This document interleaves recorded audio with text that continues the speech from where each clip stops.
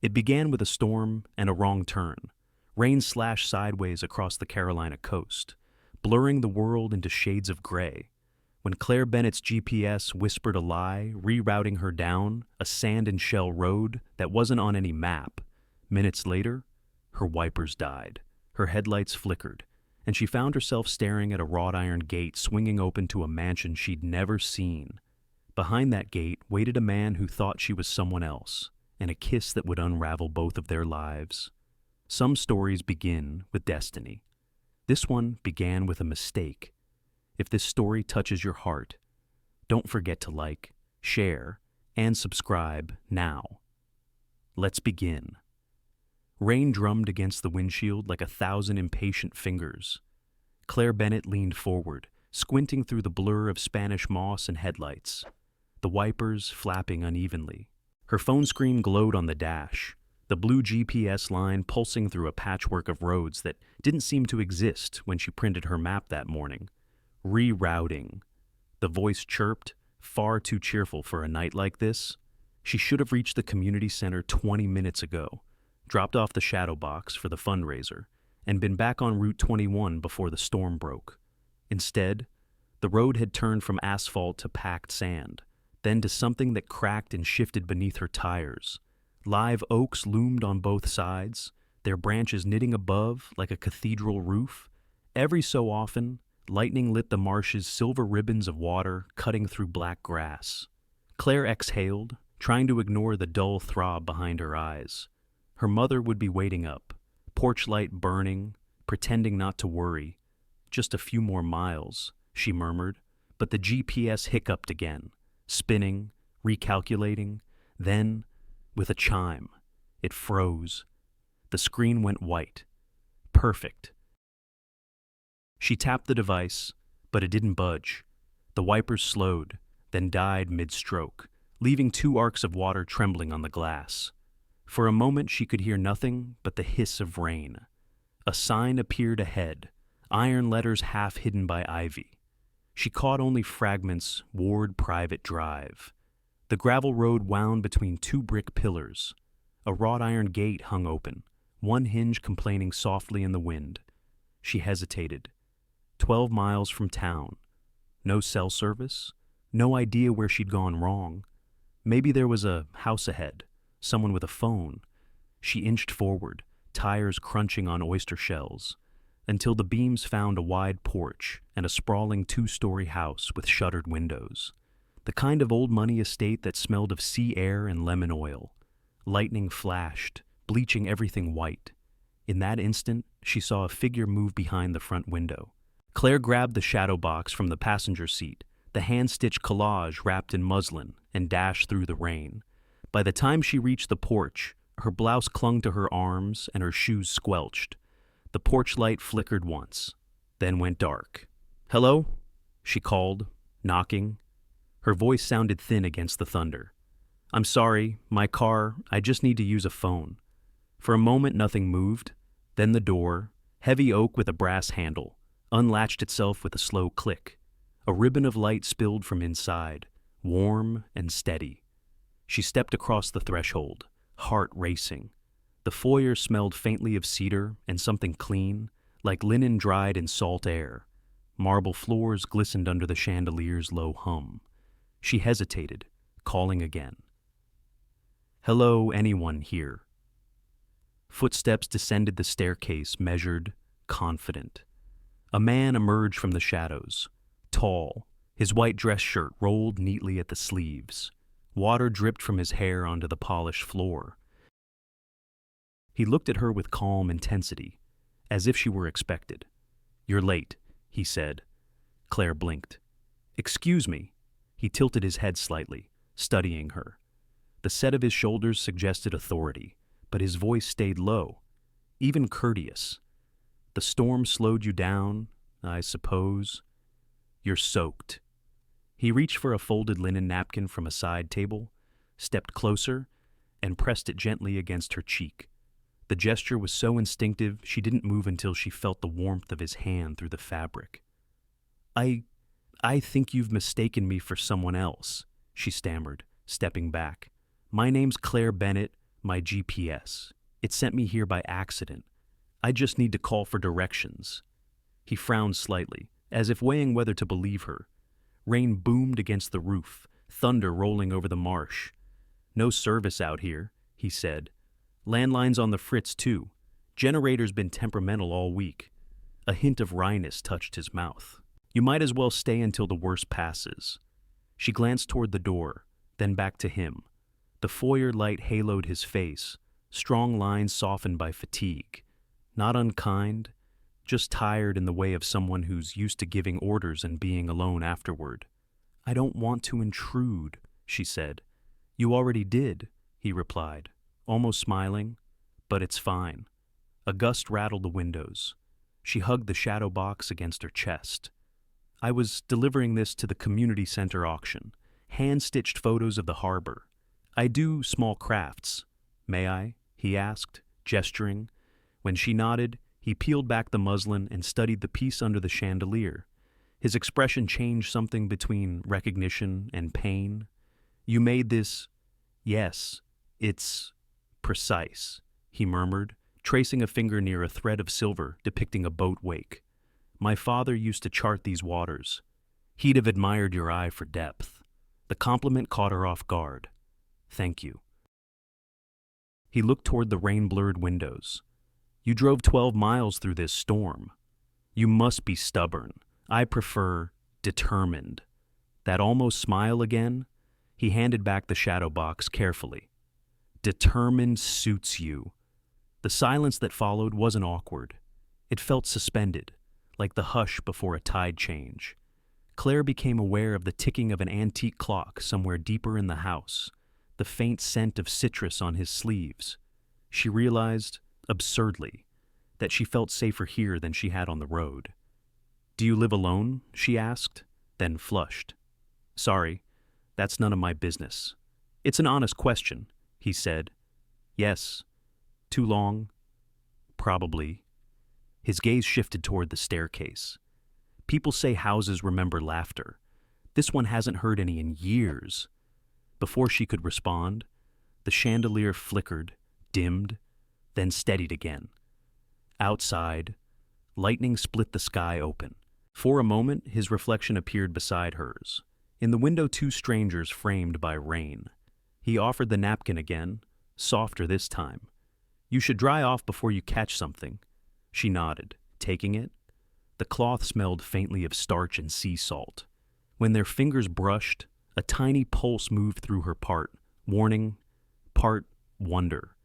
Maybe it was exhaustion, or the eerie calm that follows fear, but she felt an unexpected pull to stay.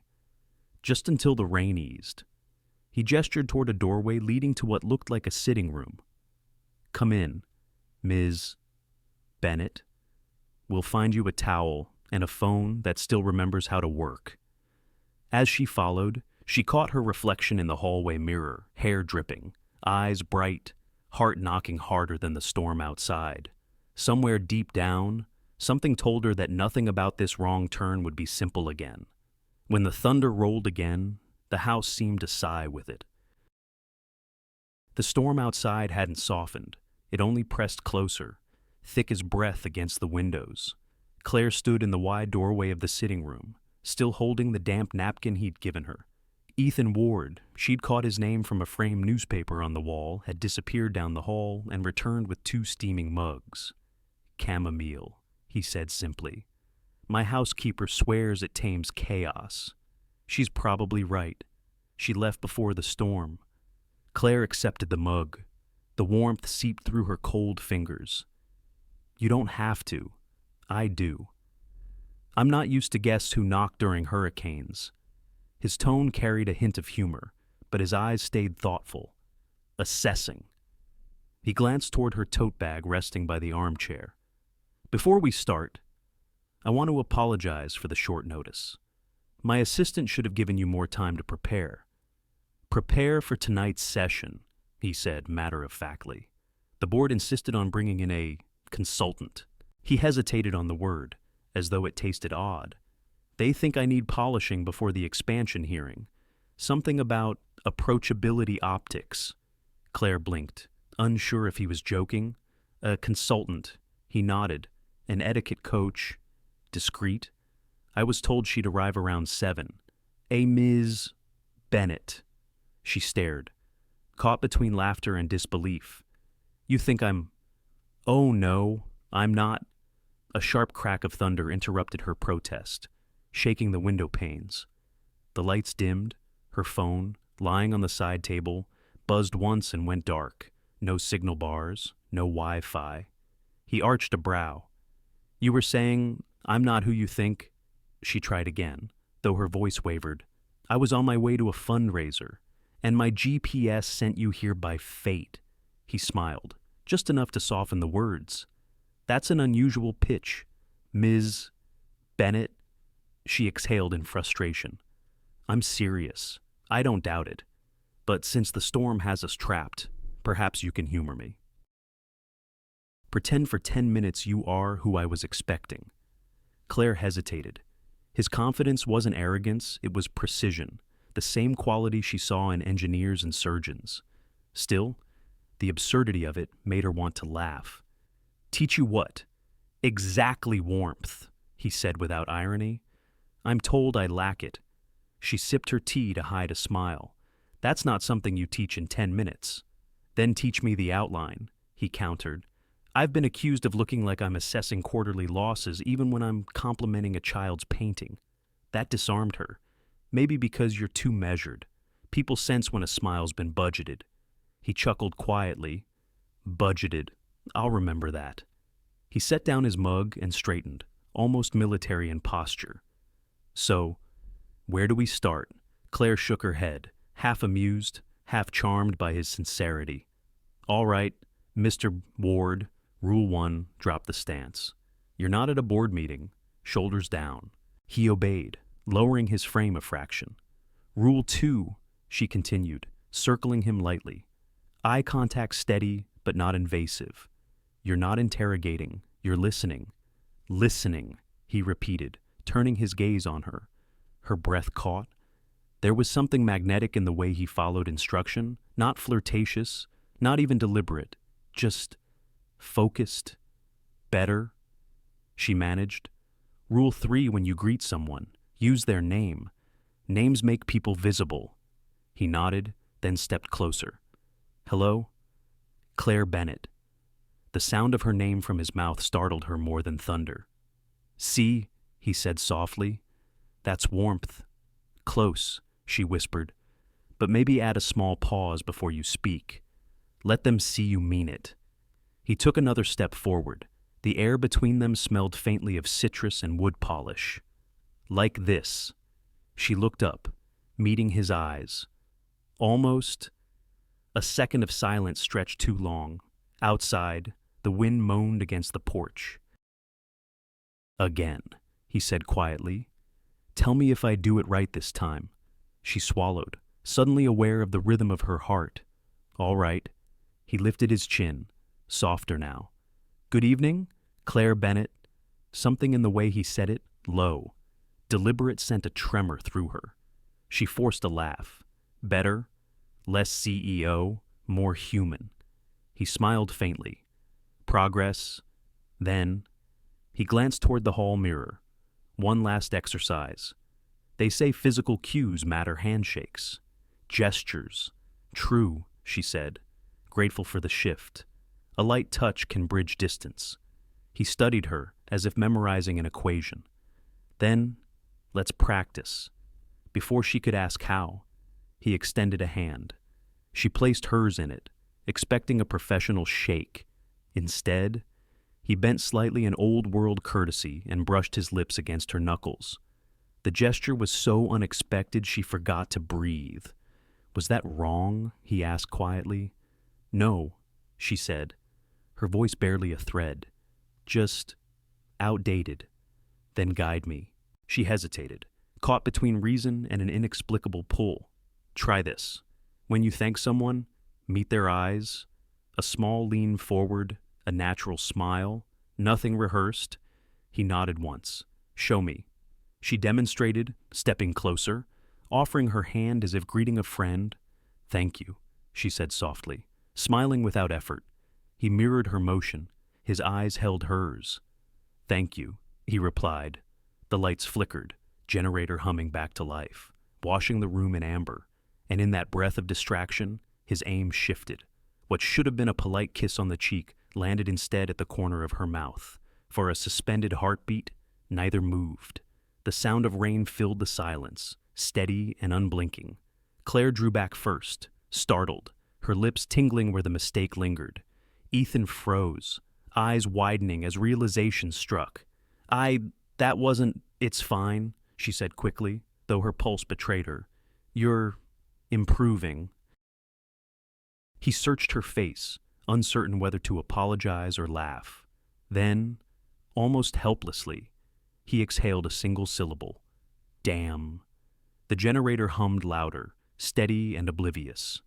She looked toward the window, pretending interest in the rain, but her reflection betrayed her flushed cheeks, bright eyes, the faintest curve of a smile she couldn't quite suppress. Outside, lightning flared again, illuminating the marsh.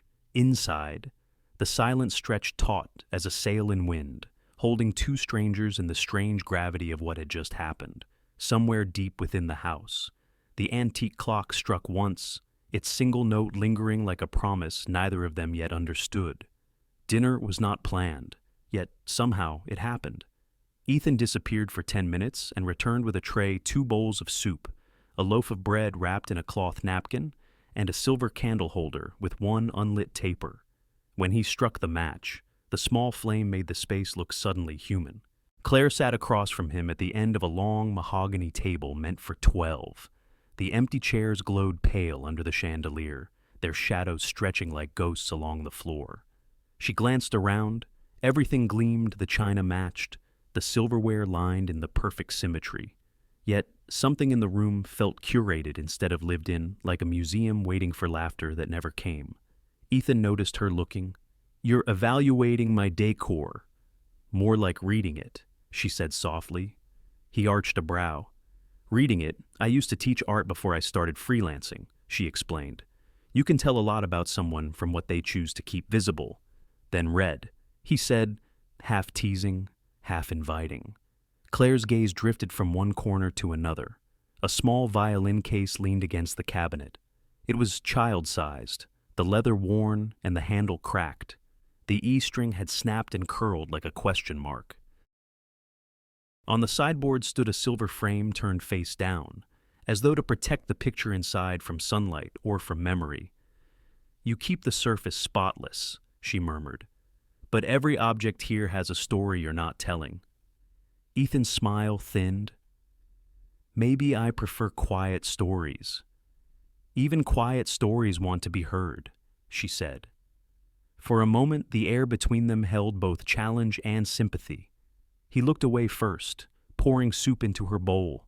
The scent of rosemary rose like warmth against the damp air. "I didn't mean to pry," Claire added quickly. "I invited you to," he said.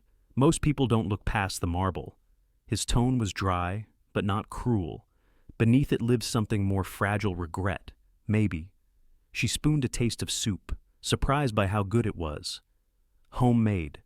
My housekeeper leaves it frozen. I just know how to reheat. That counts," she said with a small smile. The clock in the hallway ticked softly, filling the pauses they didn't know how to bridge. Rain had faded to a whisper, tapping on the high windows like fingers asking to be let in. After a while, Ethan leaned back. "Tell me the truth." "Claire, how much do you charge for your coaching?" She laughed under her breath. "Still convinced I'm a consultant." He shrugged. "You corrected my posture, my handshake, and my tone in under 10 minutes. That's professional expertise." "Accidental expertise," she said. He waited, eyes steady. "So, I don't have a rate," she said. "But I can give you 3 rules. Consider them complimentary." 3 rules, he repeated, folding his arms. "All right, let's hear them." "First," she said, holding up a finger, "when you meet someone, use their name like you mean it, not like you're scanning for it on a spreadsheet." He chuckled. "I'll work on that." "Second," she continued, "when you talk, Don't rush to fill silence. Linger half a breath longer than you think you should. That's where people find each other. He nodded slowly, the humor slipping from his face. And the third, ask one real question. Not about profit or politics. Ask something that makes you curious about the person, not what they can offer. Ethan rested his elbows on the table, considering her words. And if I follow all three, then people might forget you're rich long enough to see you're human. That drew the faintest smile from him. You think money hides humanity? Sometimes it replaces it, she said quietly. He didn't argue. Instead, he reached for the bottle of wine beside him, poured half an inch into each glass, and raised his to humanity. Then, she clinked gently. To remembering it, they drank. The wine was dry, tasting faintly of oak and something unspoken. Ethan set down his glass, then looked at her with a focus that made her pulse skip. Let's test your theory, he said. Rule 1, use the name. She tilted her head. Go ahead. He leaned forward just slightly, the candlelight catching a glint of copper in his eyes. Claire, he said.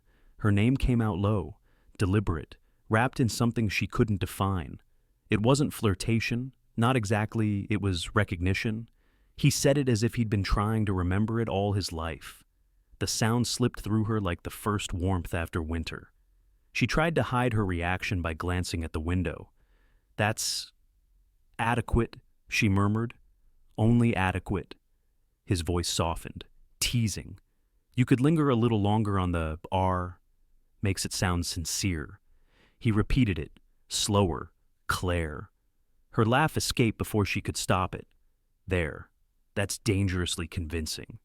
The smile faded from his mouth but stayed in his eyes. I'll keep practicing.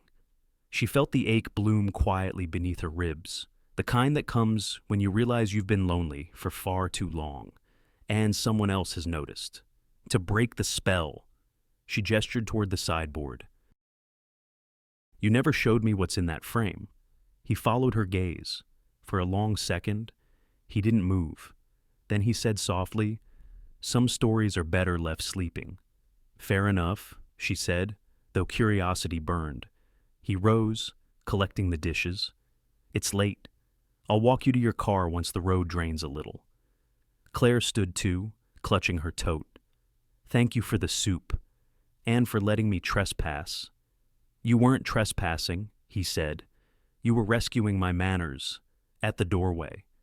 She hesitated, watching him place the dishes with methodical care, sleeves rolled exactly 2 inches. Precision, even in small acts. The house felt quieter now, as though her presence had stirred dust off the air. Good night, Mr. Ward, she said softly. He looked up. Rule 1, he reminded her. Names. She smiled despite herself. Good night, Ethan. For a brief instant, the distance between them felt as narrow as the space between 2 heartbeats. Then the candle flickered out, leaving only the soft sound of rain returning against the windows. The storm had quieted to a low percussion outside, steady, patient, like a heartbeat beneath the marsh. Somewhere between soup and silence. The generator gave a tired sigh, and the house dimmed again, leaving only the kitchen's emergency light. Ethan didn't seem bothered. The grid out here's fickle, he said, rolling his sleeves higher. But the stove's gas. That's something. Claire lingered in the doorway, unsure if she should offer to leave, but the way he moved focused yet unhurried made it feel natural to stay. The kitchen, unlike the rest of the house, had warmth, worn cutting boards, copper pans hanging from a rack, the faint scent of lemon and thyme that clung to the air. He reached into the fridge and came up with shrimp, a lemon, and a container of stone-ground grits. You'll eat better here than at any fundraiser buffet, he said lightly. Sit. Let me redeem my manners. Claire smiled. You cook, I measure, he corrected. Cooking's just controlled chemistry. He filled a pot, added salt with the precision of a surveyor marking boundaries. She noticed how he leaned close to inspect the simmer, adjusting the flame by fractions. He moved like a man used to solving problems no one else could see. You really do measure everything, she teased. Force of habit. He glanced at her. I used to work with my father. Welding. Back when Ward Marine was more sparks than spreadsheets. Claire tilted her head. Welding. You 2 miles upriver from here, he said. We built hulls for shrimp boats. My father could read heat by color. If the metal glowed the wrong shade of orange, he'd know the seam would fail. I was 12 when he taught me that. His voice had softened without his permission. Claire watched the way his hand paused above the pan, how the memory steadied him and hollowed him at the same time. What happened to him? She asked gently. Stroke. Quick. Ethan's gaze went distant. We'd just launched our last hull. After that, everything got quieter. Claire let the silence breathe. She understood quiet that wasn't peace. It was the absence of sound after too much loss. To this day, he continued, I can't smell burning metal without hearing his voice. You welded stories into steel, she said softly. No wonder your house feels like it's holding its breath. That made him look up, faintly surprised. And what about you, Ms. Bennett, who isn't a coach? Claire smiled, twisting the napkin in her lap. Community art projects. I teach kids how to paint with whatever the marsh gives them: mud, reeds, even crushed oyster shells for shimmer. They think it's magic. He grinned, a small, real one this time. Painting with mud. I like that. It's cleaner than most politics, she said. He laughed, quiet but genuine, and she felt the sound land somewhere deep inside her. For the first time that night, she wasn't performing. Neither was he. Ethan stirred the shrimp, deglazed the pan with a squeeze of lemon, and the scent filled the air: salt, citrus, and butter catching on heat. So, he said, you wandered in by mistake. Is that right? Claire hesitated, then nodded. Completely wrong turn. I was supposed to drop off that shadow box and head home to Beaufort. He turned, plate in hand, eyebrow lifted. Then I owe your GPS a thank you. Best mistake I've had this quarter. She blinked at him. You track your mistakes by quarter. It keeps the accountants from getting bored. Her laugh came easily this time, light as the flicker of candlelight on glass. He set a plate before her, golden shrimp resting on creamy grits. Here, you look like you haven't eaten since noon. She took a bite, eyes widening. This is incredible. Controlled chemistry. Accidental success, he said, taking the seat across from her. They ate in companionable quiet. Outside, the last of the rain loosened into drizzle. The windows glowed faintly with distant lightning, but the thunder had wandered offshore. Claire traced the rim of her glass. It's strange, she said. I wasn't supposed to be here, yet I feel like I've been here before. Maybe in a dream. Ethan looked at her steadily. Dreams usually have better lighting. That made her laugh again, softer this time. You don't let people close easily, do you? He shrugged, eyes on his plate. Closeness tends to rearrange things. I prefer control. Control's overrated, she said. It's just a prettier word for fear. He looked up, caught off guard. Fear of what? Of being known. The words hung between them, naked and simple. Ethan didn't answer right away. Instead, he reached to adjust the candle's flame, his fingers brushing hers in the process. It was nothing bare skin, brief contact, but it sent a current through her that felt startlingly familiar. Not attraction, exactly. Recognition. As if they'd met once in another version of themselves, two people still unbroken. Lightning snapped outside, bright and sudden. The window glass rattled. Claire flinched instinctively. Before she could pull back, his hand was already there, steadying her wrist. Easy, he murmured, just the tail end. His grip was gentle but certain. She felt the callus of his thumb against her pulse. I'm fine, she said, though her breath disagreed. I know. He didn't let go right away. His eyes met hers across the small space of the candle flame. But sometimes it helps to be reminded. Something unspoken passed between them, then not lust, not pretense. Just the quiet recognition of two people who'd both been holding themselves together too long. The thunder rolled away toward the horizon. The kitchen clock ticked on. steady as the tide. When he finally released her, her skin still remembered the warmth. "Thank you," she whispered. "For what?" "For not pretending you didn't notice." He smiled faintly. "That's Rule 4, I suppose." "Rule 4? Never ignore what's real," he said. Claire looked down at the half-empty plate, then back up at him. "I think that one's worth keeping." He nodded once, eyes lingering a moment too long before he rose to clear the dishes. In the silence that followed, Claire realized the house no longer felt cold. It was still vast, still echoing, but somewhere between salt, citrus, and laughter. It had started to breathe again. And maybe, she thought, so had she. By the time the rain stopped, the house had fallen into the deep quiet, found only after storms, when every sound feels louder for having survived the thunder. The air smelled of wet wood and lemon, and the low hum of the generator had faded to a steady pulse. Claire stood near the kitchen doorway, uncertain whether to leave or linger. The evening had stretched itself past reason's soup, laughter, shared fragments of old lives. It should have ended hours ago, yet neither seemed willing to mark the ending. Ethan rinsed the dishes, sleeves rolled neatly to his elbows. The movement of his hands deliberate, efficient, reminded her of someone accustomed to restoring order after chaos. "Your roads should be clear now," he said finally. "But I'd rather you not drive until morning. The marsh floods unpredictably this time of year." She hesitated, looking toward the rain-beaded window. The idea of staying felt both practical and dangerous. "I'll be fine. I don't live far." He nodded once, drying his hands. "Then at least let me walk you to your car." They moved together through the hallway, footsteps echoing softly on the marble. At the foyer, he stopped beneath the chandelier. The light caught the faint lines around his eyes, the kind carved more by thought than time. "Before you go," he said, "humor me once more." Claire smiled. "Another lesson? Call it rehearsal," he replied. "My board insists I appear on camera tomorrow to announce the expansion deal. You said warmth can't be faked, but it can be practiced. Help me practice." Her brow lifted. "Practice how? Greeting, presence, whatever you call it." She laughed lightly.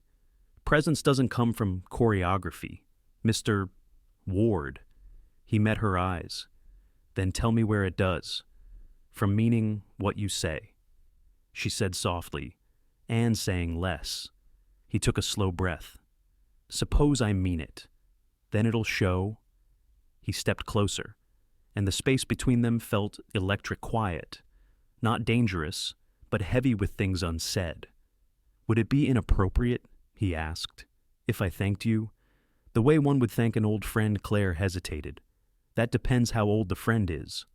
"Older than regret," he said with a faint smile.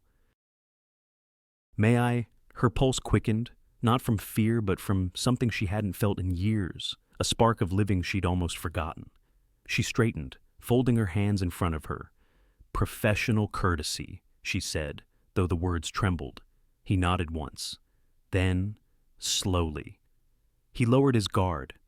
His shoulders softened, his expression gentled. She felt herself mirror him without meaning to. He reached for her hand first, not to take it, but to steady it. And when she didn't pull away, he leaned down. The kiss that followed was brief, careful, and astonishingly human, more question than claim. It wasn't hunger that moved through her, it was recognition, a memory her body hadn't known it kept, the warmth of another person's breath, the simple grace of being seen. When he drew back, he looked more startled than she felt. He began, but she lifted a hand. "Don't," she whispered. "It's fine." But it wasn't fine. It was something fragile that neither of them knew how to name. She turned away, gathering her tote, heart pounding against the quiet. "Thank you for dinner, and for letting me invade your storm." He exhaled, the corner of his mouth twitching as if he wanted to speak but didn't trust words. "You left your artwork," he said instead, nodding toward the muslin-wrapped shadow box still resting on the entry table. "Keep it," she said without looking back. "Consider it payment for the lesson. I still owe you an invoice." "There isn't one." She smiled faintly. Hand on the doorknob. Some things don't fit in ledgers. The door creaked open, cool air brushing her face. The night had cleared, the marsh shimmered under a pale moon. She stepped onto the porch, feeling the world's stillness wrap around her, behind her. Ethan remained in the doorway, a silhouette framed in amber light. "Claire," he said quietly. She turned halfway. "Was that part of the rehearsal?" Her throat tightened. "I don't think so." Then what was it? She hesitated, searching for words that didn't exist. Maybe just human error. His laugh was soft, almost a sigh. "Best mistake I've had this quarter." Her answering smile trembled between humor and ache. "You should find new metrics." "Ethan," he nodded slowly. "Maybe I just did." For a moment, neither moved. The porch boards creaked under her shoes, the faint smell of salt drifting in from the river. She wanted to say something light to make it easier, but all that came out was a whisper. "My name," she said, almost to herself. "It's Claire Bennett." He repeated it once, low and deliberate, as though committing it to memory. Claire Bennett. In that sound, something quiet but certain passed between them, like a vow spoken without intent, a promise neither had planned to make. She met his gaze for the briefest heartbeat, then turned and descended the steps.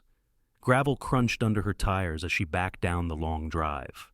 In her rearview mirror, the house glowed faintly against the marsh, a single figure still standing at the door.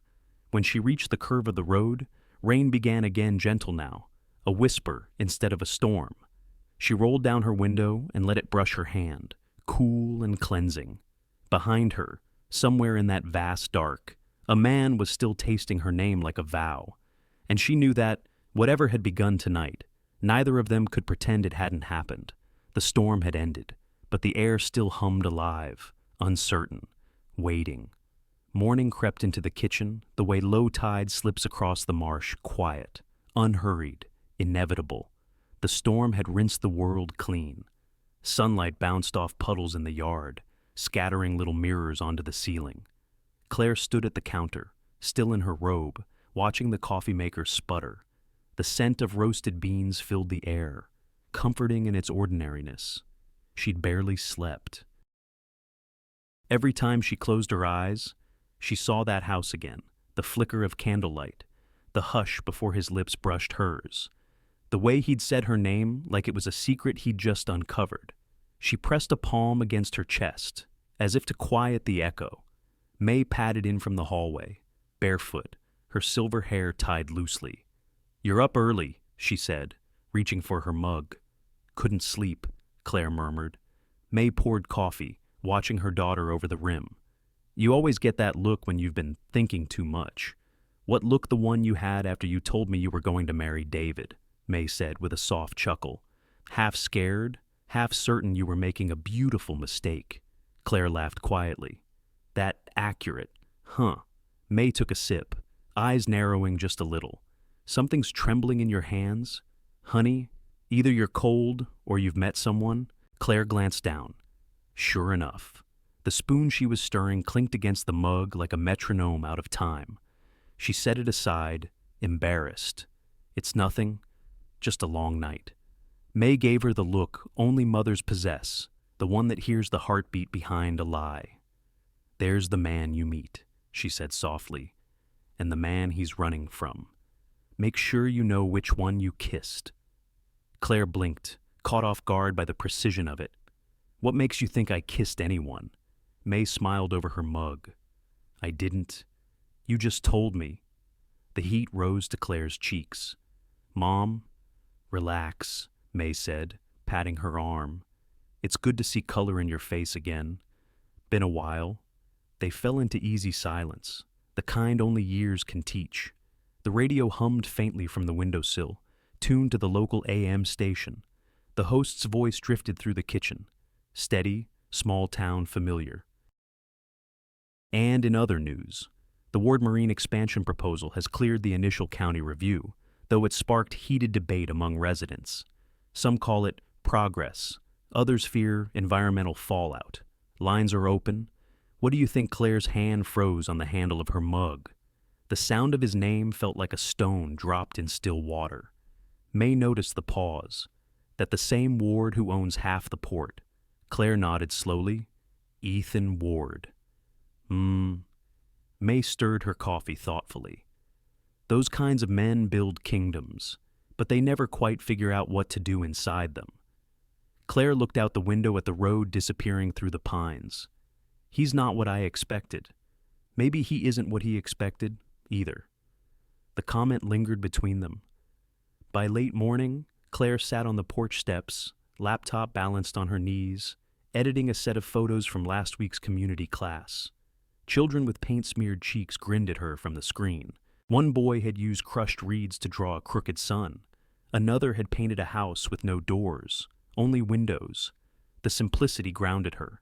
Whatever had happened last night, it belonged to another world. One paved with marble and silence.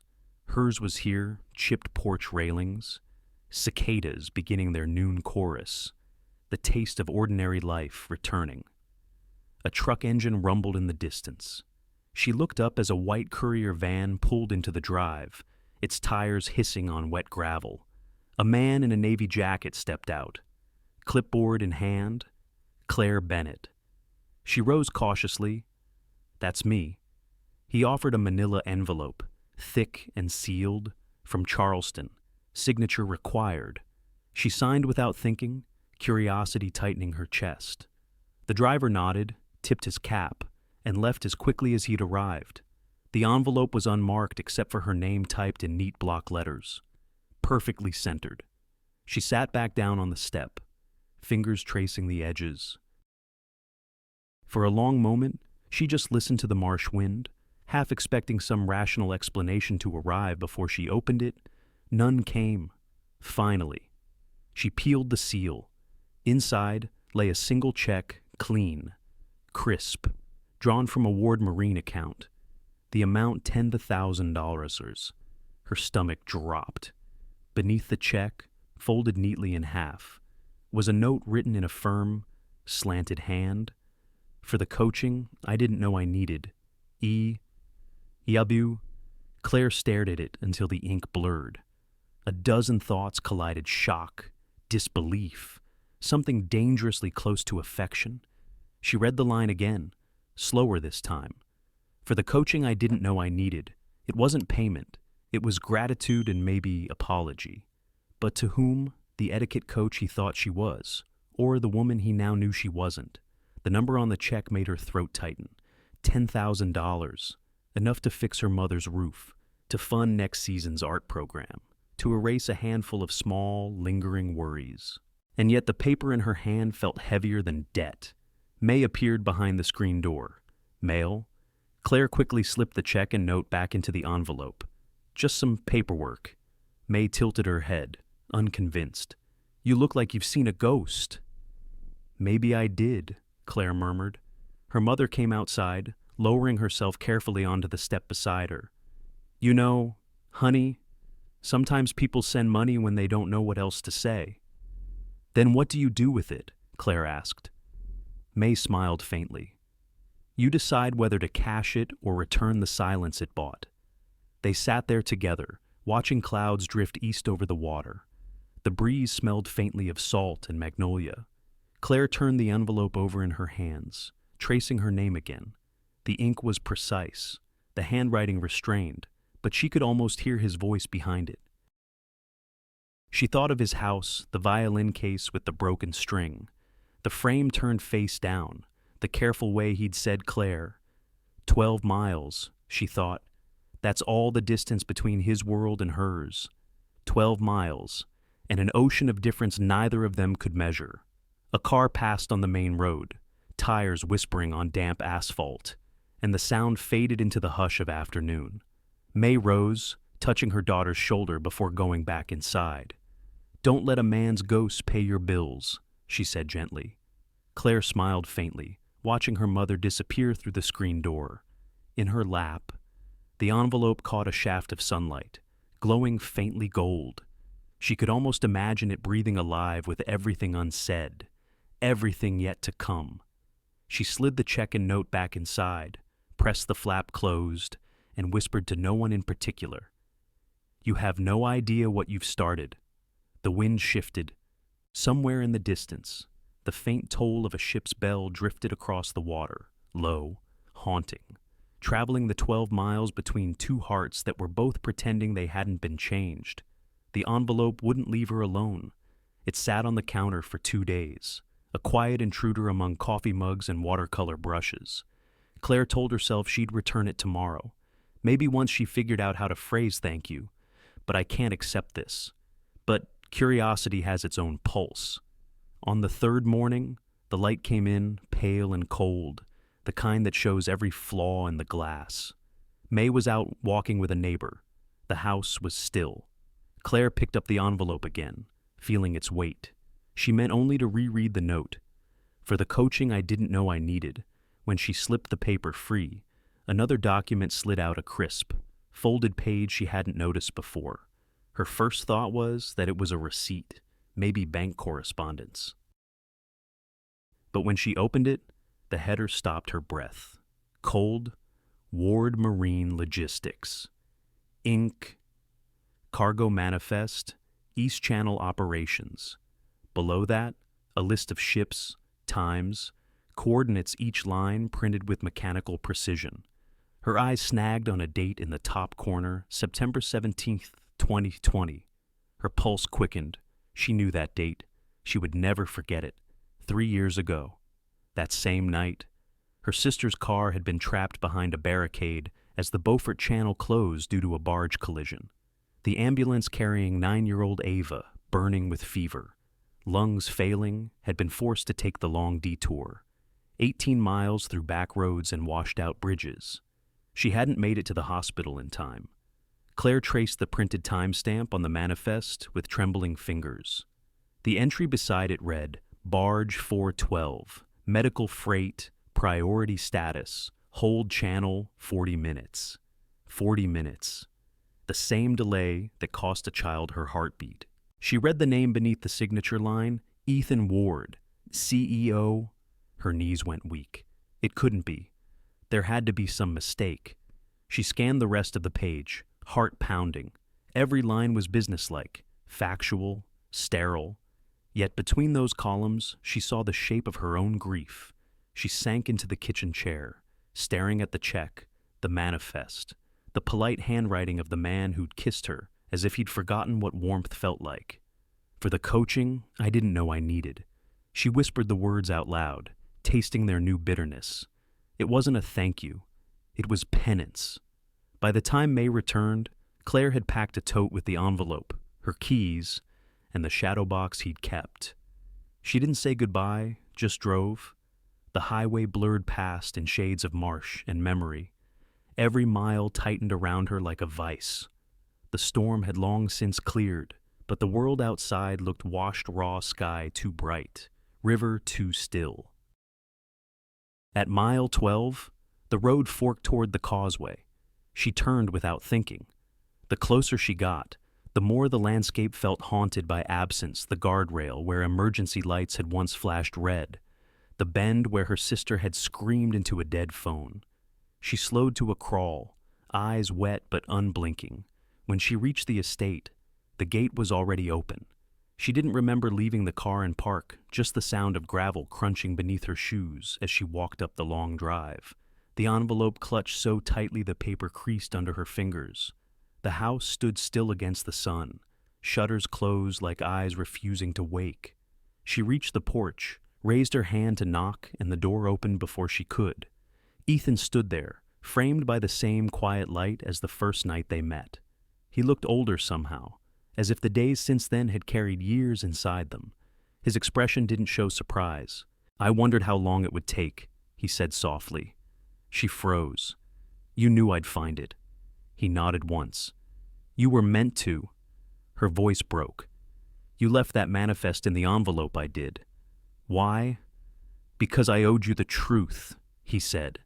She stepped closer, shaking. That truth cost a child her life. He didn't flinch. "I know." The calm in his tone cut sharper than denial ever could. She wanted him to defend himself, to argue, to give her something to fight. Instead, he stood there in silence, absorbing every word she hadn't yet said. That night, she whispered, my niece Ava was in that ambulance. The detour added 40 minutes. Claire's breath caught. She didn't make it. Ethan's jaw tightened. I read the report the next morning. And you still signed off on the delay? He looked at her, eyes hollow but steady. We had a shipment of medical oxygen coming in from Savannah. If I'd diverted it, dozens of patients at St. Luke's would have died that night. It was a calculation one I've lived with every day since. Claire shook her head. You don't get to call that a calculation. I don't, he said quietly. That's why I kept the record. It's the only thing I've never hidden from myself. The wind picked up, stirring the ivy along the porch. Claire could taste salt in the air, the same salt that burned the back of her throat the day they buried Ava. You knew who I was, she asked. No, he said, meeting her eyes. Not until the second you said your name.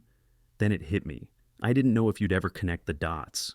Why didn't you tell me? Because I didn't deserve to, he said. You came to my door by mistake, and for the first time in years, someone looked at me without already knowing what I'd done. Her grip on the envelope tightened until her knuckles whitened. So, you let me sit in your house, eat your food, listen to your stories while you kept that between us. Yes. Her voice cracked into a whisper. You kissed me. He closed his eyes briefly, as if the memory hurt, and I shouldn't have. The silence that followed was unbearable. Even the wind seemed to hold its breath. Finally, Claire spoke, her words trembling but clear. You said you wanted to learn warmth. Tell me. Ethan was this part of the lesson he didn't answer. He only looked at her, eyes rimmed with something that looked too much like sorrow to be pride. When she turned to leave, his voice followed her, low and hoarse. Claire. She stopped but didn't face him. I can't undo what happened, he said, but if you need to hate me, do it honestly. Don't waste it on the man you think I am. Hate the one who made that call. She stood for a long moment, the envelope pressed to her chest, the paper inside rustling like a second heartbeat. I already do, she whispered. Then she walked down the steps, each one heavier than the last.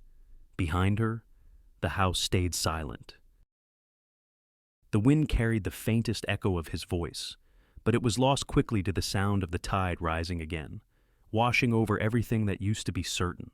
The wind off the marsh had turned sharp by the time Claire returned the next evening.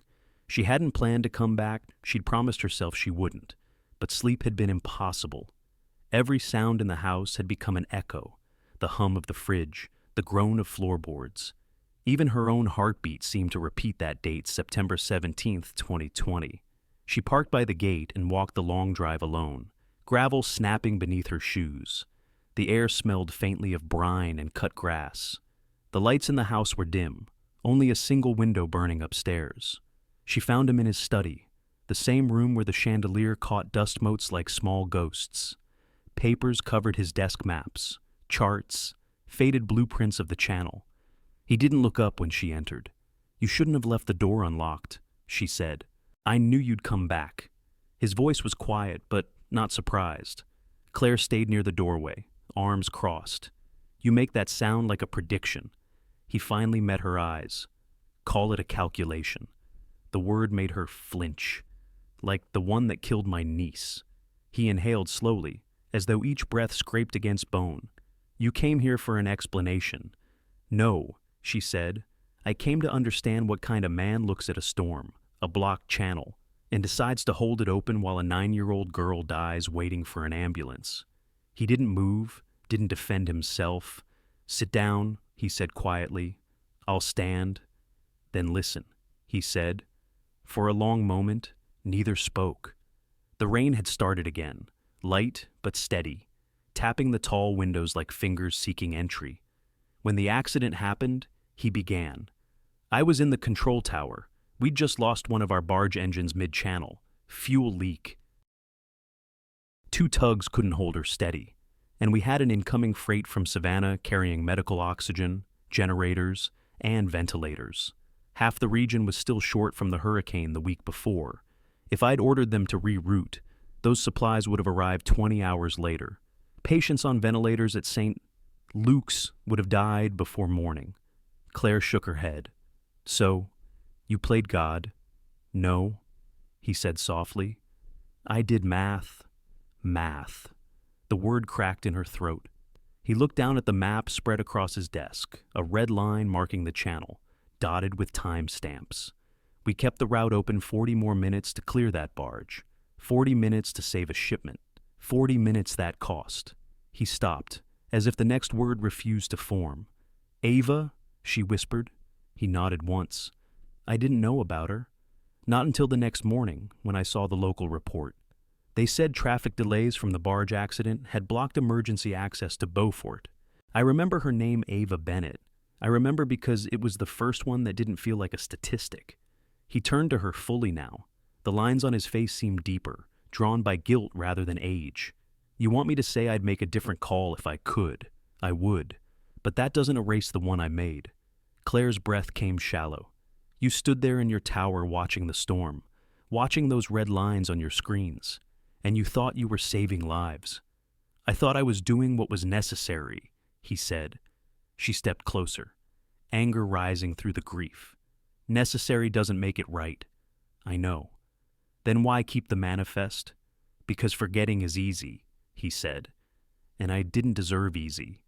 His voice cracked on the last word. She stared at him, the anger splintering under the weight of his honesty. Do you know what it's like, she said quietly, to hold a child's hand while she tries to breathe, and there's nothing you can do but whisper that help is coming when you already know it's too far away? He swallowed hard. No. The single syllable hung there, heavier than an apology. He reached into the drawer of his desk and pulled out the silver frame she'd noticed weeks before the one turned face down on the sideboard. Without a word, he slid it toward her. The photo inside showed a girl, maybe 10, grinning at the camera from behind a violin almost too big for her shoulders, a small bow tie pinned to her dress like a medal. She was one of ours, he said. My goddaughter, drowned the same summer as the barge accident. Her mother sent this after the funeral. I keep it face down so I can work. If I look at her... He stopped, fingers flexing against the desk. If I look at her, I stop breathing. Claire stared at the picture, the edges blurred by the film of her tears. You keep her hidden the way you keep the guilt. He didn't deny it. I don't have the right to display grief I caused. She set the frame down gently, leaving it upright. Maybe you don't have the right to hide it either. He exhaled, the sound uneven. You're not wrong. The rain strengthened, tracing silver lines down the windows. In the reflection, Claire saw them both, two figures separated by more than distance, joined by the same unbearable silence. Ethan stepped back, rubbing the bridge of his nose. Every year since that night, I've written a letter to her family. Never sent it. I didn't think words could mean anything. Sometimes they don't, she said softly. Sometimes they're the only thing left. He looked at her then, and she saw in his eyes not the man from the dinner table or the one who kissed her out of confusion, but the one who'd been standing alone in a tower, believing he was saving the world while it quietly broke beneath him. You came here to confront me, he said. You have every right, but I don't know what you want me to do with your pain. Claire met his gaze. I want you to see it. I want you to look at me and know what the water took. He did. And in that moment, the air shifted, something in him giving way. It's something in her cracking open. Neither spoke for a long time. The only sound was the rain, steady and relentless, washing over the roof as if trying to erase the night itself. Finally, she turned toward the door. Keep the check, she said quietly. It's yours now. He looked up, startled. Claire. She stopped him with a shake of her head. You can't buy forgiveness with money. You'll have to earn it with memory. And with that, she left the room, her footsteps echoing down the marble hallway, sharp, measured, final, behind her. Ethan stood motionless, the frame still upright on his desk. For the first time in years, he didn't turn it over. He just watched the girl's smiling face until the candle beside it burned itself to smoke. The next day broke clear, cruelly beautiful blue sky over calm water. The kind of day that mocked the storms it followed. Claire parked near the county office downtown, hands gripping the steering wheel long after she'd cut the engine. The envelope still sat on the passenger seat, edges worn soft from being handled too many times. She'd promised herself this would be the last conversation. Not to forgive, not to fix, just to finish. When she stepped out, the air smelled of salt and diesel and magnolia. Seagulls circled overhead, shrieking like restless ghosts. Ethan was already waiting by the pier across the street, coat off, sleeves rolled to his elbows. No guards, no aides, no walls of privilege between them, just a man who looked older than he had 3 days ago. He turned as she approached. "You got my message." "I did. Thank you for coming." "I'm not here to thank you," she said. He nodded once, as if he'd expected that. "I know." They stood in silence for a moment, the gulls cutting bright arcs above them. Then she took a slow breath and spoke. "You saved a shipment," she said, her voice steady but trembling beneath the words. "And I buried a child." The sentence landed between them like a dropped anchor, heavy, final. Ethan didn't look away. "You're right. Don't agree with me? Feel it," she snapped. "I do." His tone didn't rise, didn't defend. "Every morning I wake up and wonder if it would have been better to let the freight sink. If one small girl's life would have been worth the dozens I thought I was saving. I don't know the answer. Maybe there isn't one." Claire felt the anger collapse under its own weight, leaving something worse sorrow without a place to go. He continued, quieter now. "I've already written to the county review board. I'm releasing all the documents, shipping records, communication logs, private correspondence, no lawyers, no NDAs. They can subpoena me if they want. I won't fight it." She blinked, stunned. "Why? Because truth doesn't belong in a locked drawer," he said. "And because you're right, no ledger can hold a child's name." His words were simple, but they hit with the force of an unburied grief. "Do you think opening a few records will change anything?" she asked. "No," he admitted, "but it's what I can do." Claire turned away, watching the tide push against the pilings. "I don't want your money. I don't want your guilt." "Then what do you want?" "Claire." His voice cracked slightly on her name. She stared out toward the water, thinking of Ava freckled cheeks, the laugh that used to echo down the hallways like wind chimes. "I want something that stays," she said at last, something she never got to have. Ethan waited, hands still at his sides.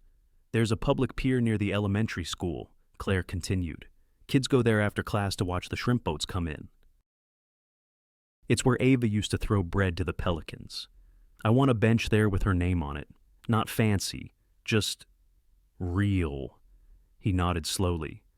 "I'll build it myself." "No," she said firmly.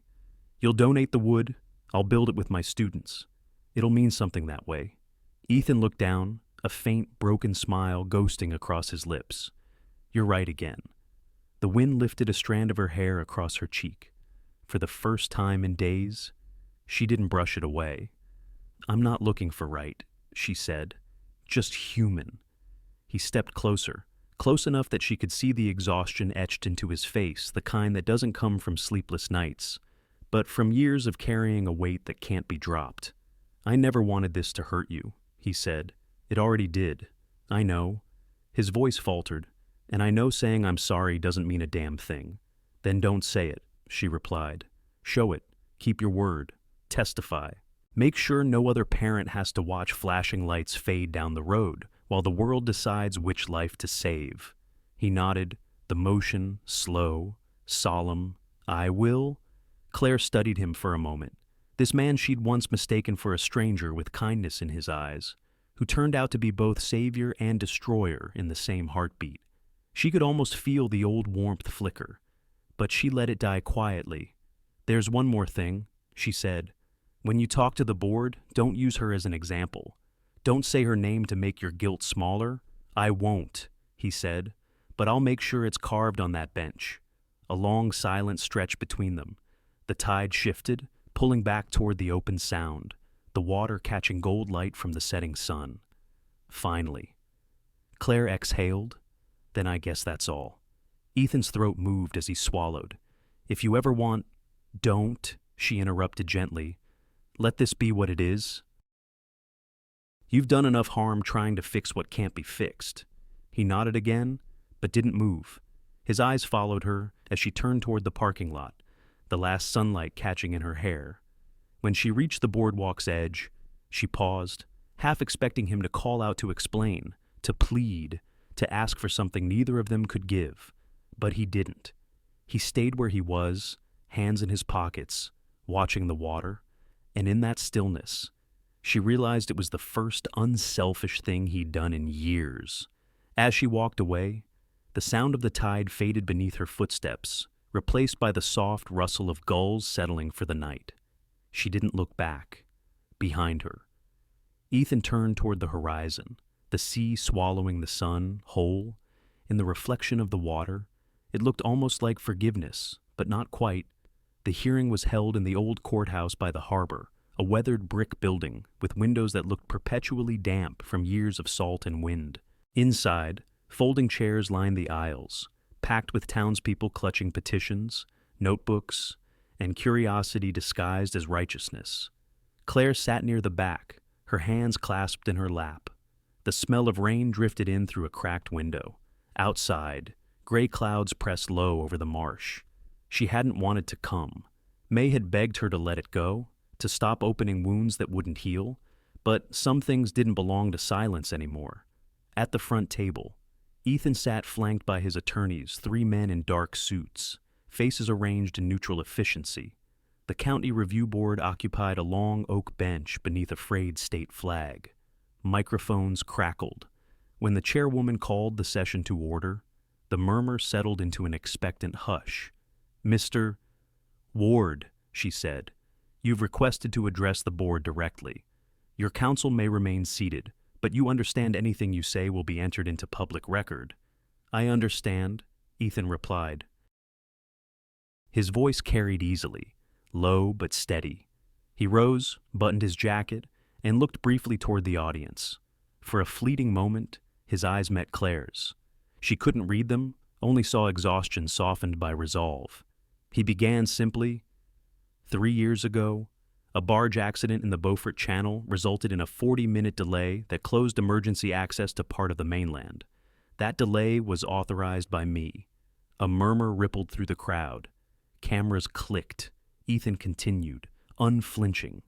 "The decision was made under pressure, in a storm, while 2 tugs were losing control of a vessel carrying medical oxygen. My team advised closure. I chose to keep the channel open to secure the shipment. I believed I was saving lives." He paused, his hands gripping the edges of the podium. "I was wrong." Even the air seemed to pause with him. "I've read the names of every person affected by that decision," he went on.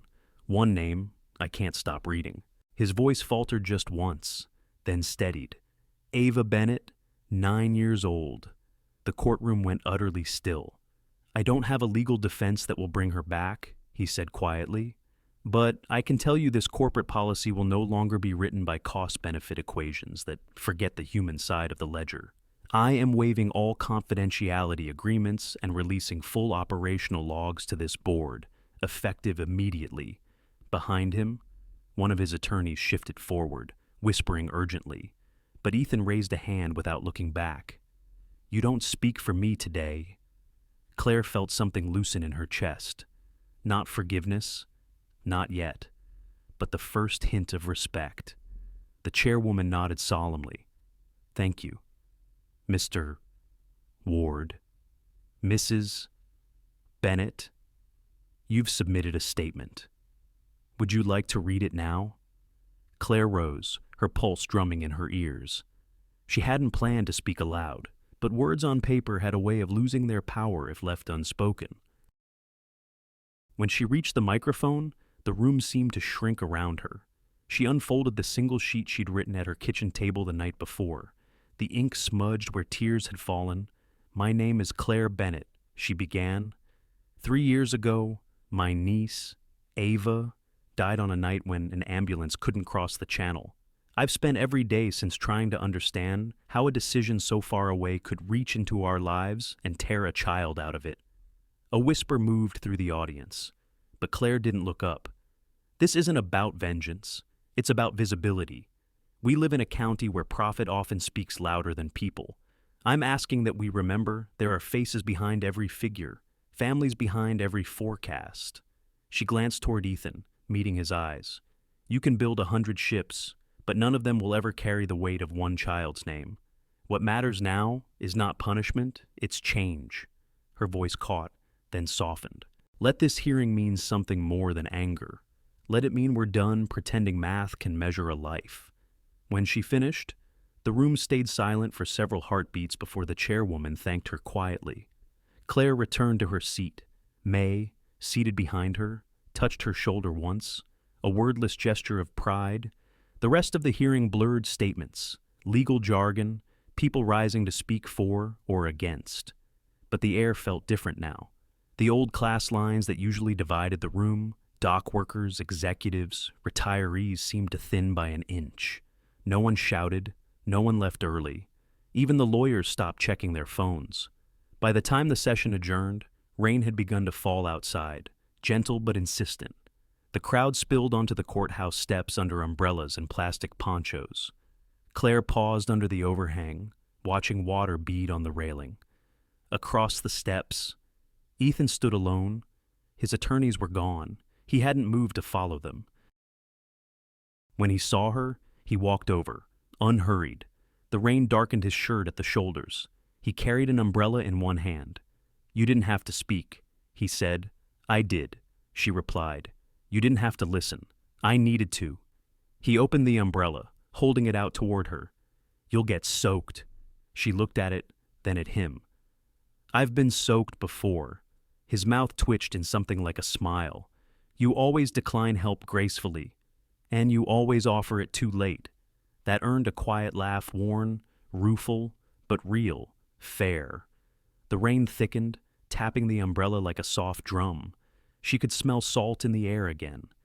Good luck with the board, she said. Luck's overrated, he murmured, but thank you. She nodded, stepped away from the dry safety of the overhang, and let the rain hit her face. It was cold and clean and tasted faintly of the sea. Behind her, Ethan didn't move. He stood in the rain, unprotected, the umbrella still closed at his side. People streamed past him, lawyers, reporters, townsfolk. But he stayed where he was, water soaking through linen, eyes fixed on the horizon beyond the courthouse roof.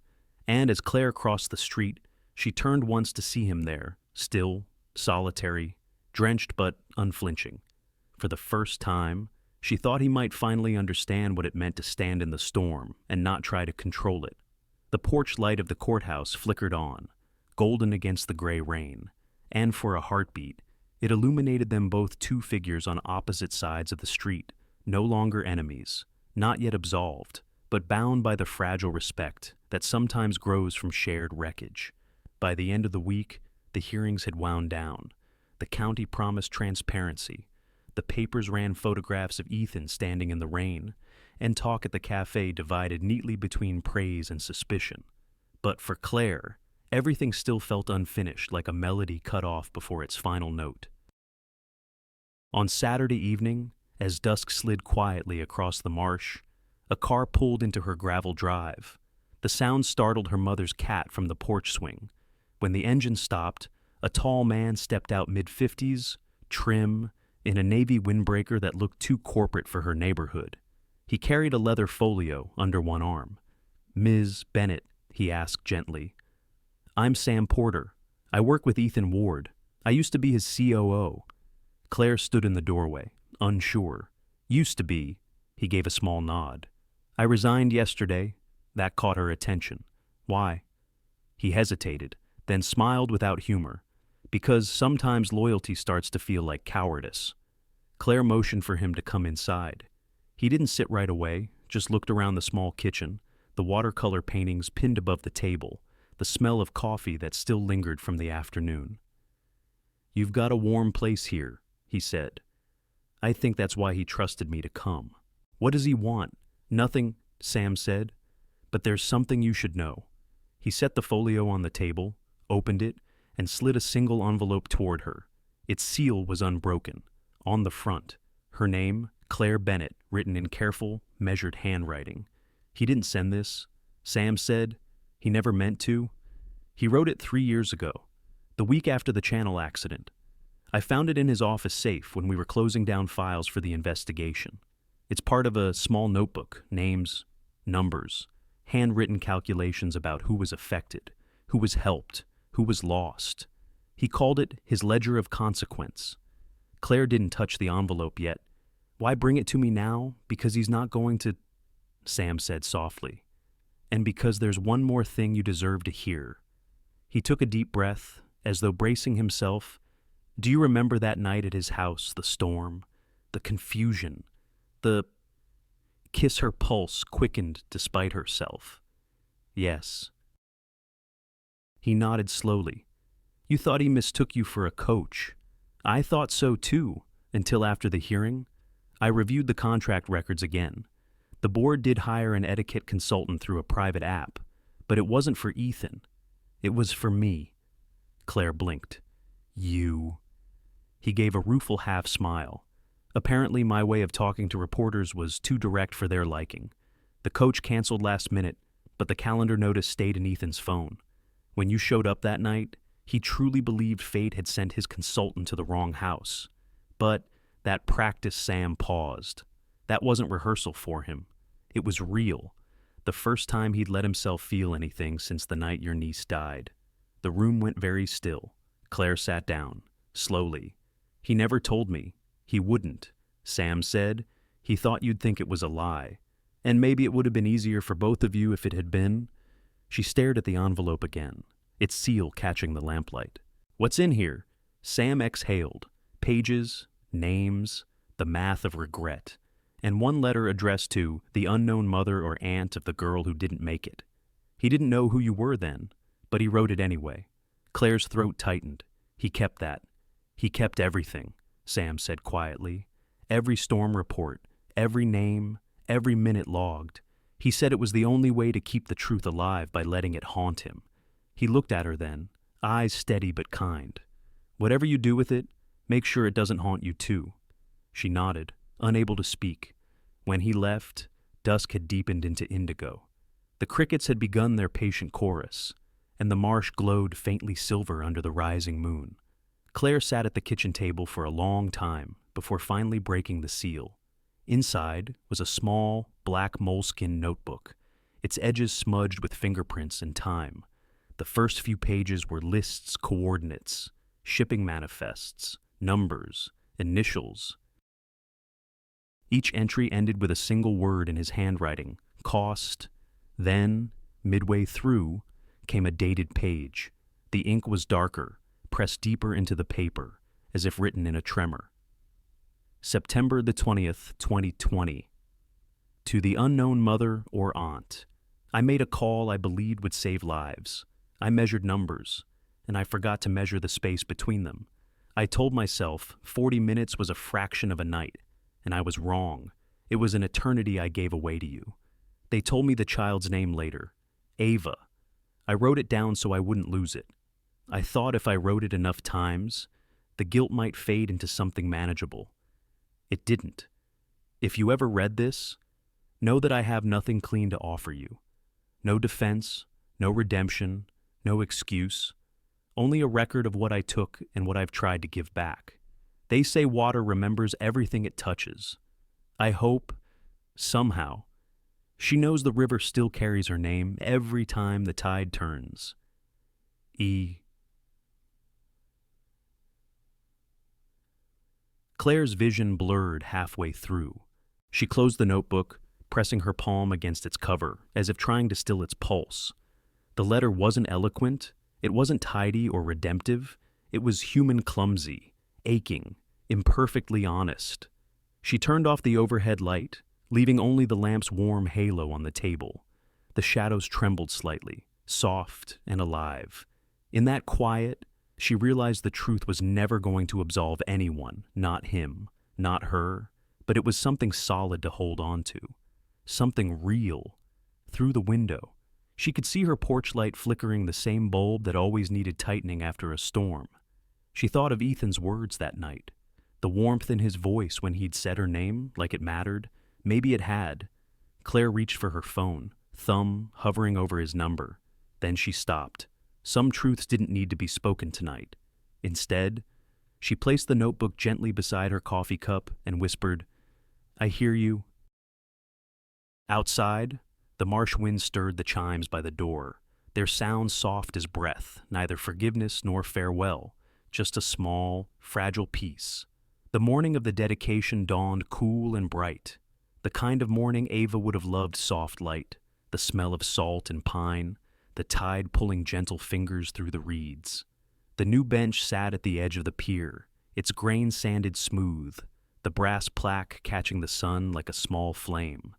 Ava Bennett, 2011-2020, loved, remembered, still the brightest thing by the water. Claire had chosen the words herself, carving them late one night at the community workshop, the smell of varnish and sawdust mixing with tears she didn't bother to wipe. Now, families wandered down the pier, their voices soft and reverent. A child pressed sticky fingers against the plaque, tracing the letters as if learning them by touch. A fisherman tipped his cap when he read the name. No speeches, no ceremony, just life happening beside memory. That felt right. May stood a few yards back, talking quietly with one of the teachers who'd helped the art students sand the wood. The breeze lifted her silver hair, and for once, Claire thought her mother looked at peace. When the murmurs thinned and the visitors began to drift toward the parking lot, Claire stayed behind, her hand resting on the back of the bench. The wood was warm from the sun. She heard him before she saw him. Footsteps on the planks, steady, familiar, unhurried. Ethan stopped a few feet away, dressed simply, rolled sleeves, no tie, the same quiet restraint he'd worn at the hearing. He held his cap in one hand, the other tucked loosely in his pocket. "I wasn't sure I should come," he said. "I wasn't sure I'd want you to," she replied. He nodded once, accepting that. "It's beautiful. It's simple," she said. That's what she was. Ethan looked out toward the water, the sunlight sparking off its surface. "She'd be 12 now, 14, Claire corrected softly. She would have started high school this fall. He exhaled through his nose, a sound that wasn't quite a sigh. "I read her file again last week. Her favorite color was yellow." Claire smiled faintly. "Lemon yellow." She called it sunshine with sugar. The wind carried the scent of salt and summer grass. Gulls wheeled overhead. For a while, neither spoke. When he finally did, his voice was low. "I didn't come to make a scene. I know. I came to see if I could look at her name and not look away." Claire studied him. His eyes were fixed on the plaque, steady, unflinching. She saw no theatrics, no practiced remorse, just the plain honesty of a man doing something painful because it mattered. He stood there for a long time before taking a single step closer. "You built this with your students?" "Yes." "It's perfect," he said, and his voice cracked on the last syllable. Claire reached into her tote bag and pulled out a small square of paper, Ava's last watercolor, a sun painted with a dozen shades of yellow, uneven but radiant. She placed it under the bench, pressed flat beneath the leg to keep it from blowing away. "She used to say the water looked happiest when it could see itself," Claire murmured. Ethan swallowed hard. "She sounds like someone who understood more than most adults." "She did?" He nodded, then turned slightly away, as if the view beyond the pier required his full attention. "I signed over the land near the channel," he said quietly. "Half will go to the Coastal Trust. The rest your art program. I won't be part of the board, but it'll keep running." Claire blinked, taken aback. "Why tell me now? Because I didn't want you to hear it secondhand, and because I don't want to owe you silence anymore." She didn't answer right away. Words felt too small. Finally, she said, "You didn't owe me anything. You owed her." He nodded. Then maybe this is me paying her back, inch by inch. The wind shifted, lifting the edge of his shirt, carrying the smell of rain somewhere distant over the bay. Claire gestured toward the bench. Sit. He hesitated. Are you sure? She nodded. It's not about permission. It's about presence. Ethan lowered himself beside her. They sat 6 inches apart, close enough to share the same light, but not the same touch. For a while, neither spoke. The tide moved beneath them, rhythmic, eternal. A dragonfly hovered above the brass plaque before darting away. It's strange, he said finally. I spent years building ships to carry things that matter, and somehow, this bench feels heavier than any of them. It's supposed to, she said gently. He looked at her then, really looked at the calm in her face, the faint lines of exhaustion softened by something quieter than anger. Do you hate me less today? Claire considered. Hate's easy, she said.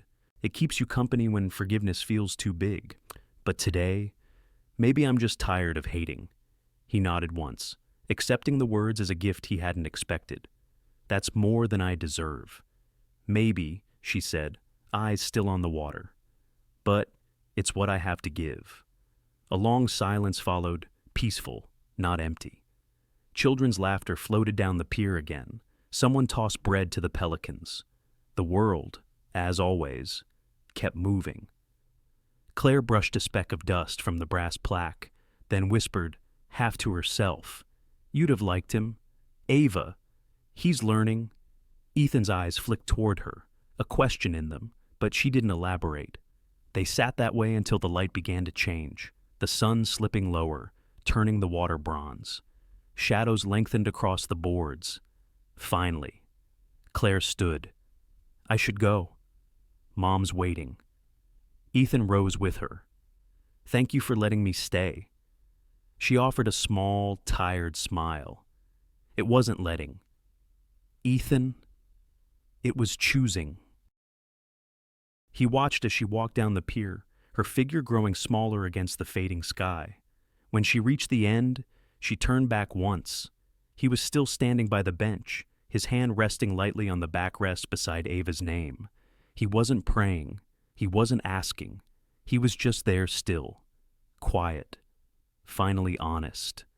And for the first time since the night of the storm, Claire didn't see the man who'd made the wrong call. She saw the man trying to learn how to live with it. The wind off the bay carried the faint smell of rain again. And somewhere beneath the waves, the river kept whispering its endless song, soft, steady, forgiving in ways neither of them yet knew how to be. The house by the river looked different in daylight. Sunlight fell through the oak branches, turning the porch steps gold. The salt smell of the marsh drifted through the open kitchen window. A car door shut in the drive, followed by the sound of footsteps that hesitated, then climbed the porch. Claire knocked once, then again. No storm this time. No reason to be here except the one she hadn't quite admitted to herself. The door opened, and Ethan appeared, dusted in flour and disbelief. You're early, he said. You said 2. It's 2. He glanced back toward the kitchen, smoke curling faintly behind him. Right. Timing isn't my strong suit. Claire leaned slightly to look past him. The air inside smelled of burnt grits and lemon. You were cooking. Trying, he confessed. Thought I'd prove I could make something edible without supervision. And he opened the oven door. A puff of steam escaped, carrying the smell of charred butter. You remember that controlled chemistry thing I bragged about? Turns out, chemistry doesn't like me back. Claire laughed a sound that startled even her. You didn't have to cook. I wanted to, he said simply. You brought the last meal here. It seemed fair. I didn't come empty-handed. She lifted the small tin she'd been carrying. Lemon bars, May's recipe. She told me to bring them because, and I quote, men learn better with sugar. He smiled. Smart woman. She is, Claire said. Tough grader, though. Then I'll try to earn a passing mark. She stepped inside. The kitchen was exactly as she remembered, bright, practical, quietly lived in now instead of staged. The once immaculate counters bore the honest clutter of a man trying a mixing bowl half-rinsed, a wooden spoon abandoned mid-effort, a second batch of grits simmering on the stove. "Smells better than last time," she offered. "That's because I'm on batch 2. The first one died bravely in service to your arrival." Claire leaned against the counter, crossing her arms. "You're different." He looked up from stirring. "Different how? Less calculating. More human." He chuckled softly. "That's a start. Maybe it's the apron." He looked down, realizing for the first time the blue apron bore a faded slogan: "Ward Marine, built to last." The irony wasn't lost on either of them. They shared a small laugh, quiet but real, the kind that didn't need to defend itself. He plated the grits creamy this time, perfectly salted, and set them beside her lemon bars on the counter. "Lunch," he said, a little proud, a little shy. She took a bite, eyebrows raised. "Not bad, Mr. Ward." He tilted his head. "That's progress from accidental success." They ate without hurry. Conversation slipped in between bites. Small things at first: the tides, the art students, the new bridge lights. Then, gradually, the space filled with something more personal. "I've been trying to divide my life lately," Ethan said, staring at his plate, into before and after, before the channel, after the hearing, before you, after. Claire's fork paused halfway to her mouth. "Does that help some days?" he said. "It keeps me honest. I can't pretend the two halves are equal. One's heavier, but at least I know where I'm standing now." She looked down, tracing a fingertip along the rim of her plate. "The before and after line runs through me too," she said. "Before the call, after the silence." He met her gaze. "And now, she said slowly, "I'm just trying to live in the middle." The words settled between them, soft as breath. He nodded. "Maybe that's where the real work happens." Claire smiled faintly. "Maybe it's where forgiveness grows. Not like lightning, more like moss." He laughed quietly. "I can do moss. It's patient." She tilted her head, studying him. "If we ever try whatever this is, we go slow. No pretending we're healed, no skipping steps." Ethan set his fork down. "I can do slow." Something about the simplicity of it, the lack of promise, the absence of defense made her chest tighten. He looked at her for a long moment, the light from the window catching the faint scars on his knuckles, the shadows under his eyes. Then he said, almost a whisper, "I don't want to rehearse anymore." Her lips curved. "Good. Neither do I." They sat in that fragile stillness, the afternoon hum of the marsh drifting through the window screens. After a while, Claire stood, walking to the sink to rinse her plate. He joined her, shoulder to shoulder, not quite touching. Their hands brushed once by accident or design. She couldn't tell. She turned to him, and for a heartbeat, the world went quiet again, the kind of quiet that isn't absence, but possibility. "I should go," she said softly. "Stay," he said before he could stop himself. She smiled, sad, kind. For a minute, they stood near the counter where the lemon bars waited under a napkin, the same spot where, weeks ago, a misunderstanding had turned into something neither of them could undo. He met her eyes. "If we practice again this time, no mistakes." Claire took a small breath. "Then practice. For real." She stepped closer, offering her cheek. He hesitated, hands trembling slightly at his sides. "You're sure?" She nodded. "Slow. Remember?" He leaned in, not the rushed, awkward motion of that first night, but measured, reverent. His lips brushed her cheek, the lightest touch, but real. She turned barely, and the kiss landed, soft and new, just at the corner of her mouth. It wasn't an apology. It wasn't a claim. It was something steadier, accountable. When he drew back, she saw it in his eyes, the difference between wanting forgiveness and earning it. Outside, the wind stirred, carrying the scent of rain again. Somewhere across the marsh, a ship's horn sounded low and distant. as if the river itself were exhaling. Claire smiled, barely, and whispered, "Better." He smiled back. Progress. They stood that way, breathing the same quiet, the space between them finally gentle instead of raw. For once, no storm waited outside, only the slow rhythm of something beginning, honest, unfinished, real. Autumn came gently to the low country that year. The marsh grass turned the color of honey. The air carried that crisp salt that warned of shorter days ahead, and the afternoons stretched long and soft before surrendering to early dusk. Claire had grown used to the rhythm again, the click of her classroom projector, the chatter of her art students, the sound of May's laughter on the porch. Life had found its steady pulse, but every so often, the tide still brought back echoes of Storm's memory, a name carried on the wind, a story that would never quite stop rippling. That morning, the sound wasn't the tide, it was the whir of camera drones and the low murmur of a news crew setting up by the docks. The county was running a feature on Ward Marine's new safety initiative, Upgraded Radio Towers, a scholarship for coastal emergency responders, and the pilot test of a real-time disaster routing network named Ava's Line. Claire hadn't wanted to attend.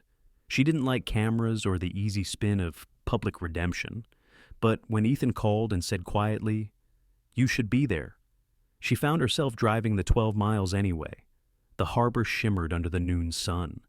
Reporters moved like small schools of fish, microphones flashing, the water behind them glittering with reflected light. Ethan stood by the podium, no suit, no teleprompter, just a white shirt with sleeves rolled to his elbows. The man who had once measured everything now spoke with pauses that made room for breath. "I don't believe we ever fix what's been broken," he said to the small crowd. "But we can stop breaking it further. We can choose better math." There was a ripple of quiet assent. He gestured toward the EMT crew behind him. "Today we launch Ava's Line, a direct response route for ambulances and first responders when the main channel is blocked. 14 minutes of guaranteed clearance. 14 minutes that could change the outcome for someone waiting." Claire felt the words settle deep in her chest. She remembered the 40-minute delay that had cost her family everything. Now, 14 minutes carved out of bureaucracy and delay. It wasn't justice, but it was meaning. When the speech ended, cameras flashed and microphones stretched forward, all asking variations of the same question. What does redemption look like? Ethan didn't answer right away.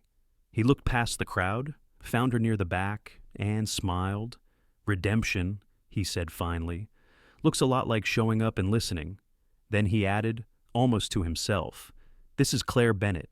She's the reason any of this makes sense." Heads turned. Claire froze, caught between pride and disbelief.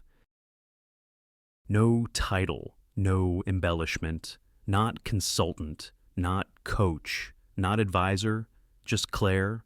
It was enough. Later, when the crew packed up and the harbor quieted again, they walked together along the river road, a ritual they'd fallen into over the past months. 8/10 of a mile, from the dock to the pier and back. Not quite a mile, but enough to stretch the day. The air smelled faintly of salt and pine sap. Live oaks arched overhead, their branches heavy with moss that shimmered in the last light. As they neared the pier, the bench came into view. The brass plaque caught the setting sun and flared briefly Ava Bennett letters that would outlast both of them. Claire slowed, resting her palm against the cool metal. She'd like this hour, she said softly, the world between day and night. She used to call it the breathing time. Ethan nodded, then "It suits her." They stood there for a moment, side by side, letting the sound of the river fill the space between words. Finally, Claire spoke. "You know, we can't swap storms out of a life. They come when they come." He looked at her, thoughtful. "No," he said, "but we can learn the maps." She smiled, turning to him, "and leave the porch light on." His answering smile was quiet, certain. "Always." They started walking again, slower this time. Their shoulders brushed once, not by accident, not in hesitation, but in the easy rhythm of people who had learned the measure of each other's silence. The river beside them mirrored the sky, silver fading to rose. In the distance, the harbor lights blinked on, one by one, small signals in the growing dusk. As they reached the bend where the road curved back toward town, Claire glanced over her shoulder. The bench gleamed faintly in the twilight, the brass plaque catching a last breath of sun before the shadows claimed it. She took Ethan's hand not tightly, not with ceremony, just enough to steady both of them. "You realize," she said, her voice warm with quiet amusement, "it all started because your GPS lied." He laughed softly. One wrong turn. She squeezed his hand, right where we needed to be. He didn't answer, but she felt his thumb trace small circles against her palm, an old habit he hadn't learned, only remembered, ahead of them. The path shimmered with the reflected light of the river. Live oaks arched overhead, their roots deep, their shadows long. They walked on, slower. Together, two figures fading into the glow of evening, the porch light already waiting somewhere down the road. And for the first time in a long time, the tide carried no ghosts, only the soft, steady promise of a life rebuilt, one honest step at a time. Sometimes, healing begins where we least expect it, on the road we never meant to take, in the house we weren't supposed to enter, beside the person we thought we'd never forgive. Claire and Ethan's story reminds us that one wrong turn doesn't always mean we're lost. Sometimes, it's the only way life can show us what still needs to be mended. The storms we fear most don't just break things, they reveal what's been fragile all along, and what's still strong enough to hold. Forgiveness doesn't erase the past. It teaches us how to walk beside it without flinching. And love, when it finally comes back, doesn't arrive to fix us, it arrives quietly, to remind us that we're still capable of tenderness, even after everything. In the end, it isn't about finding the perfect path. It's about learning to leave the porch light on for others, for ourselves, for all the hearts still finding their way home. Thank you for being here with us, for every minute you've spent listening, every breath you've shared through this story. You've helped keep its heartbeat alive. Stories like this one remind us that kindness still matters, that empathy still heals, and that even quiet understanding can change the world in small, steady ways. Every like, share, and subscribe helps us tell more stories that touch the soul. Stories about people finding light in their darkest moments and learning that love, in all its imperfect forms, is still worth believing in. From all of us at Shining Stories, thank you for walking this journey with an open heart